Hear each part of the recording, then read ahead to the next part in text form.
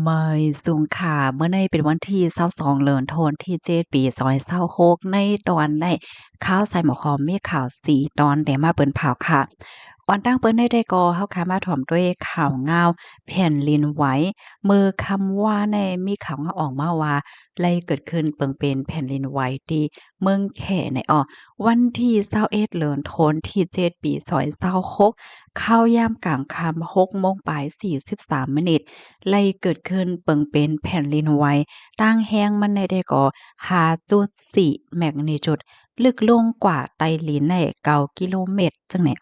อันนี้ได้ก็เป็นกว่าที่อยู่นานเนาะมีจำกันดั้งแลนลิ้นดั้งเมืองโฮมตุ้มเฮ็ดจังไหนค่ะว่าแน่พี่น้องเฮาค่ะอันอยู่ซังเซาไว้ตั้งปอตอนแลนลิ้นคาโลจ่องไลรับรู้ค่ะแผ่นดินไหวในปอกำในเนี่ยลองตั้งไล่โหยอย่ำมันให้ได้ก่อมไปเลยคู่ค่ะก็เพราะว่ามันเป็นกว่ามือคำว่าในจังไหนลูกดีข่าวง้าวโหในเสแหลกำในเฮาคามาถ่อมด้วยข่าวง้าวแทงตอนหนึ่งแค่พางอันพี่น้องเฮาเขาไลหันอยู่พ้องย่ามมื้อเหลียวในได้ก็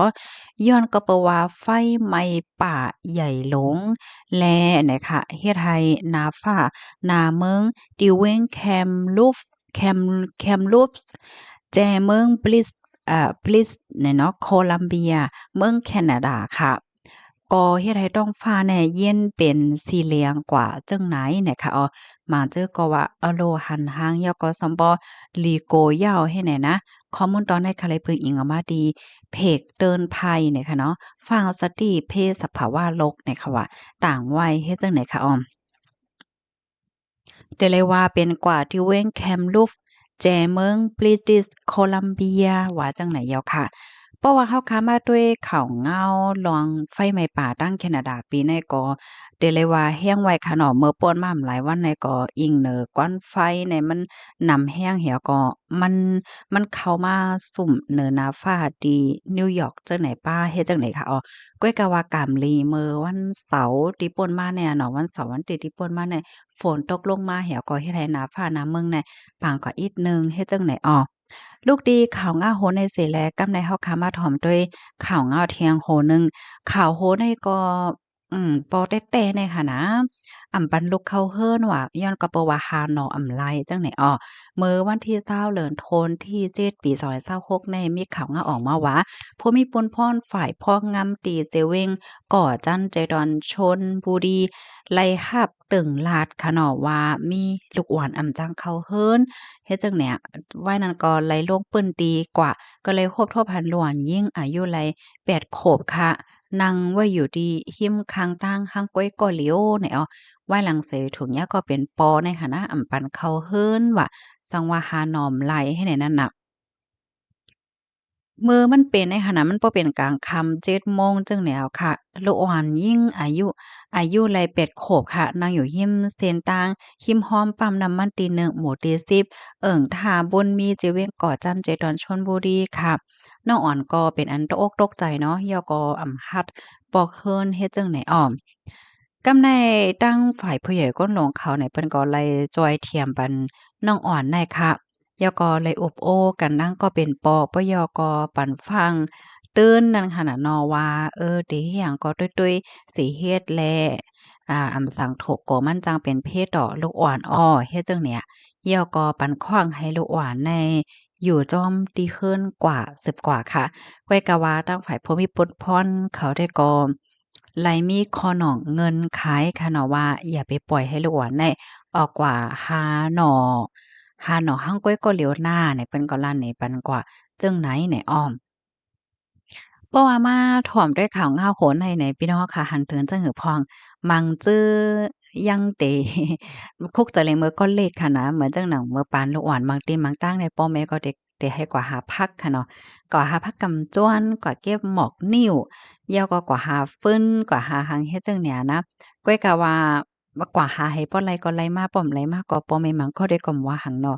อันนี้ได้ก็มีลองเงินว่าป้อหาหน่อมแล้วก็อย่าไปเข้าเฮิรนน่ะ เฮ็ดจั่งใดเนี่ยว่าแหนะหาบถอมยามหันเทินจังหือพองพี่น้องเขายามไม่โดดโทบจังหือพองในคะเนาะก็ไข่ในกันหลายครับลูกดีข่าวง่าโหนในเสแลกำในเฮามาถ่อมด้วยข่าวง้อแทงตอนหนึ่งกินหญ้าเห็บเหม่อไลกว่าดีห้องยาไหน มื้อวันที่21เดือนธันวาคมที่7ปี2026ในมีข่าวงาออกมาว่ามีก้นวาน7ก่ออันอยู่ไว้ดีวานโหช่างเมืองแก่เจเวงสตึกเจดอนบุรีรัมย์ค่ะและเอาโตแน่ส่งกว่าที่ห้องยาหนังไว้ไพ่ไหว้หลังเสกินเห็บเนาะอันที่กว่าหามาที่ในเถินในป่านั้นขนาดเป็นแห้งใน6ก่อจังไหนคะอ้อตั้งฝ่ายผู้สื่อข่าวเปิ้นเผาว่าก้นเป็นในคณะมีตั้งผู้ยิ่งและผู้จ่ายค่ะเจอเขาในได้ก็มีฝั่งหางเหมือนจังหนังว่าต้องโค่นหากต้องกว่าโหปันโหเมาโหเจ็บ